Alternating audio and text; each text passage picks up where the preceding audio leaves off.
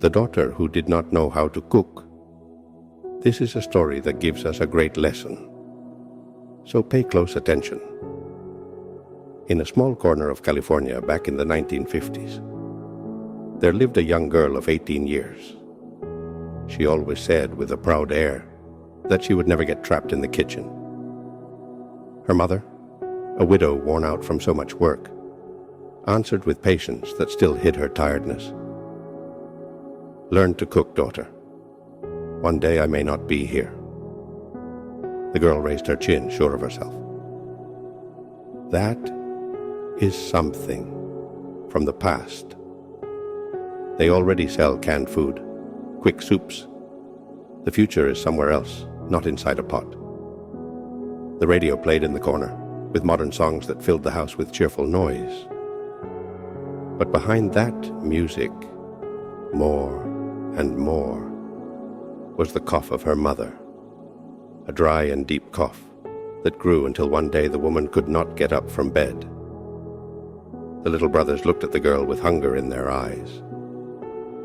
"What are we going to eat?" asked the youngest with a trembling voice. The young girl clenched her teeth. She felt anger and pride mixed inside. "Well," she said impatiently, "I will have to cook myself. I don't think it is that hard." She tied on her mother's old apron and went to the kitchen with a defiant gesture. She lit the stove, threw what she found into the pot, stirred without care. The soup began to bubble, but soon smoke filled the kitchen. The meat ended up burnt on the outside and raw inside. She tried adding more salt to fix it, but it only got worse. The broth turned bitter and salty. When she served the plates, the children looked at her with curiosity, as if waiting for a miracle. They took the spoon, tasted one bite, and right away pushed the dishes away with disgust. "This tastes awful," said the older one.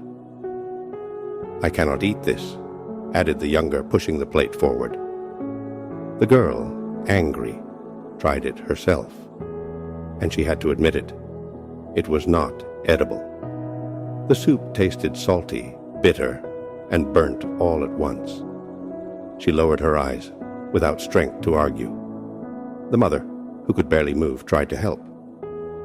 She took a small bite, made the effort to swallow, and gave a weak smile, as if to encourage her daughter. But right away she pushed the plate aside, unable to go on. That night, no one had dinner. The girl stayed seated before the untouched plates, her eyes burning with helplessness. When everyone went to bed, she washed in silence, seeing how her tears mixed with the water in the sink. The next day, desperate, she went to ask for help from the neighbor, who, years before, had offered to teach her. The woman barely opened the door. "Neighbor, help me. My mother is sick. I don't know what to give my brothers to eat." The other looked at her harshly. "And now you come? Did you not say that my kitchen smelled of the past? Then learn alone. Whoever does not honor her mother deserves no help from anyone." The door shut in her face. Back in the town, the eyes were on her. She heard whispers in the store. Poor children, with a sister who cannot even boil water. The shopkeeper avoided looking at her. The neighbors whispered. Everything seemed to weigh on her. That night she tried again. Eggs and bread. Something simple. But the oil jumped. It burned her hand and the egg stuck and burned. She served anyway with shame. The smallest one asked in a low voice, "Will there be good food tomorrow?" The phrase was like a stone in her heart. The mother looked from the bed with eyes full of sadness. That look hurt more than any word. When the children fell asleep, the girl dropped to the kitchen floor, covering her face with her hands. "I am good for nothing," she whispered. The mother's apron hung on the wall, old and stained. She looked at it through tears and remembered that phrase she always despised. You don't cook with anger. You cook with patience. At dawn, she went to the house of another neighbor, a strong woman, known for giving bread and coffee to the needy. She knocked on the door with trembling hands. The neighbor opened before she could speak. Come in, child. The young girl broke into tears.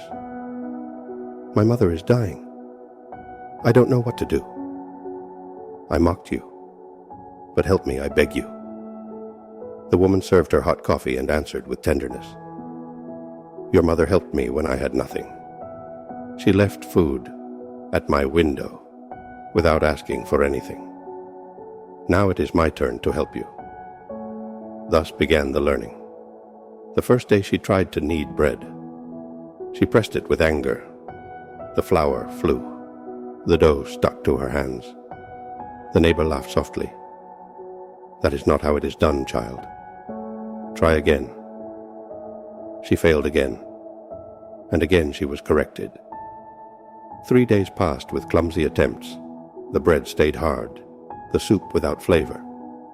The children, with cruel innocence, laughed. Are we dining on smoke again tonight? She swallowed the shame and kept going. On the 4th day the bread came out a little softer, and the soup, though simple, had a faint taste. The youngest took a spoonful, blew the steam, and said with a shy smile, It's a little better. The girl felt that phrase was a ray of hope in the middle of the darkness. From the bed the mother watched her. Her eyes were dimmed by sickness, but inside her gaze was a spark of relief. You are different, she murmured with a weak voice. The daughter cried in silence, because although sadness filled the house like a dark river, something small, very small, began to light up. The hope that she could still learn, even if it was late. The days went on heavy, as if time refused to move forward. The young girl went back and forth from the kitchen with her apron stained, still clumsy, but more determined than ever. She no longer laughed at the kitchen. Now she cooked with her heart tight, because she knew it was no longer a game. Her mother was in bed, weak, and her brothers looked at her with hunger and fear. Not everything turned out well. Sometimes the soup was watery. Other times the bread grew so hard that the children made faces of disgust. But suddenly, one day, the bread came out a little softer. And another day, the soup had a little more taste. They were small steps, almost invisible, but enough to light a ray of hope in that wounded home. The mother, from the bed, noticed it. Her body was fading little by little, but her eyes stayed alive. And each time she saw her children eat in silence, with less sadness than before, a shadow of peace drew on her tired face. One Sunday, at dawn, the young girl decided that it was time to try alone, without the neighbor's help. She rose early, washed her face with cold water, tied tightly the old apron of her mother, and went to the kitchen. There was not much. Only a piece of meat, some potatoes, some carrots. But with the little she had, she set to work. Today it has to come out well, she murmured as if speaking to God. She lit the stove, placed the pot, cut the vegetables with care. She did not hurry. She did not stir with anger. She stayed standing, listening to the calm boil, tasting now and then, remembering the voice of her mother. You don't cook with anger. You cook with patience. The house filled with a deep smell, a smell of home. The children peeked in, sniffing with wide eyes. The girl smiled at them faintly, without saying a word, as if she did not want to break the magic that at last was beginning to appear. When it was ready, she served a plate and carried it to her mother's room. The steam rose softly like a cloud. She sat on the edge of the bed and brought the spoon close to the woman's lips. The mother tasted slowly, closed her eyes, and for a moment all the pain disappeared from her face. A weak but true smile drew on her lips. "Now you understood," she whispered. The girl felt her soul break. She began to cry. "Forgive me, Mother. Forgive me for mocking you, for not listening to you." The mother took her hand with the little strength she still had. "Never mock what sustains you," she said with a soft but clear voice. "Now I can rest." The girl laid her forehead on the sheet and cried like when she was a child. In the doorway, the brothers stood silent, understanding, though no one explained that those words were a farewell. That night the mother slept calmer than ever. The young girl stayed awake at her side, fixing her hair, wetting her lips, speaking to her softly. She told her simple things. "I am here. Don't be afraid. I have learned, Mama." Before dawn, with eyes swollen from so much crying, she went to the kitchen to knead a bit of bread. She wanted her mother, when waking, to feel again that smell of home. While she kneaded, she felt a chill. She wiped her hands, took a jug of water, and went back to the room. The room was too still, a heavy silence, different. She came close, touched her forehead. It was cold. "Mama," she whispered almost without voice. There was no answer. She searched for a pulse in the wrist, in the neck. Nothing. The world fell apart on her. "Mama." "No. Mama," she repeated, squeezing her hand as if life could return. She knelt beside the bed, hugged her, rocked her as if she were the child and not the daughter. She cried, with a deep, torn cry. The brothers woke with the noise. The older one entered the room, frozen still. The younger ran to the bed. "Mama, wake up," he shouted. "Please wake her up." He clung to his sister's apron, crying as never before. The young girl hugged them both, pressed them to her chest, and the three cried together until morning came. With trembling hands, the daughter slowly combed her mother's hair, closed her eyes with tenderness, and covered her body with a clean sheet. It was the last care she could give. The strong neighbor arrived, hearing the sobs. She entered in silence, embraced them, and said with a broken voice, "I will go tell the church. Stay with your brothers."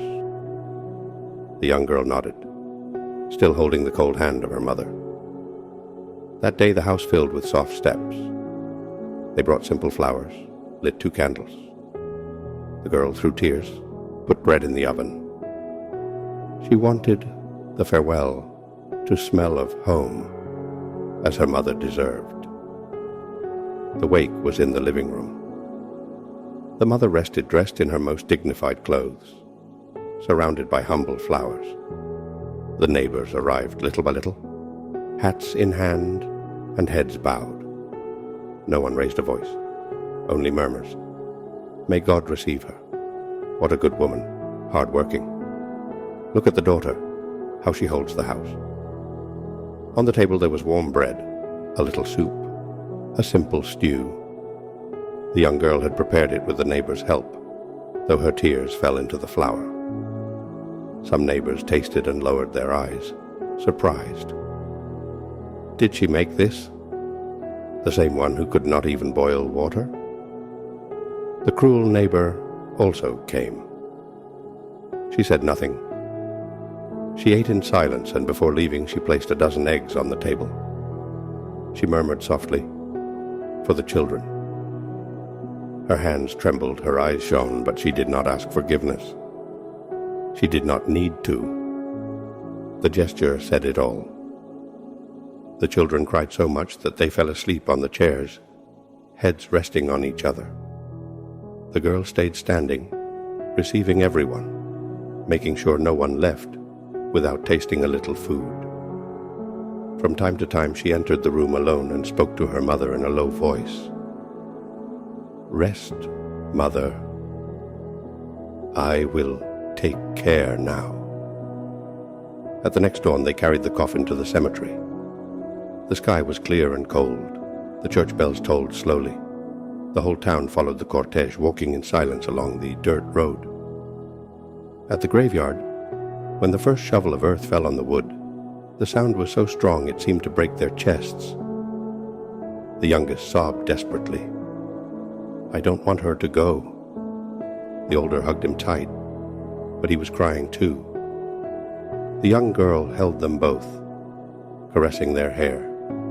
With a low voice she said, "She rests now, but she is here with us." On returning, the house was empty, different. But the girl lit the stove, put on water, kneaded bread. It was the only thing she could do. Continue. The smell filled the house, and the brothers, still with tears in their eyes, ate slowly. That night, under the yellow light of the kerosene lamp, the youngest lifted his head and said softly, "Your food tastes like Mama." The girl stayed still, the spoon suspended.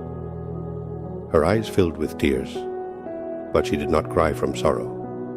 She cried from pride, because she understood that in every plate was the living memory of her mother. From then on, every dawn at the same ritual: light the stove, knead bread, prepare a simple pot. The sadness remained, but also the certainty that they were not alone. And every time the bread came golden from the oven and the smell filled the house, the young girl knew that in some way her mother was still at the table with them. The story of that young girl and her mother reminds us of something we sometimes forget. What seems small, what we think is old or useless, is often what truly sustains life.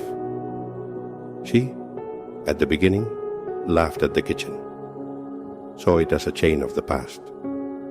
But when need struck her, she discovered it was not about pots or recipes, but about love, about care, about responsibility.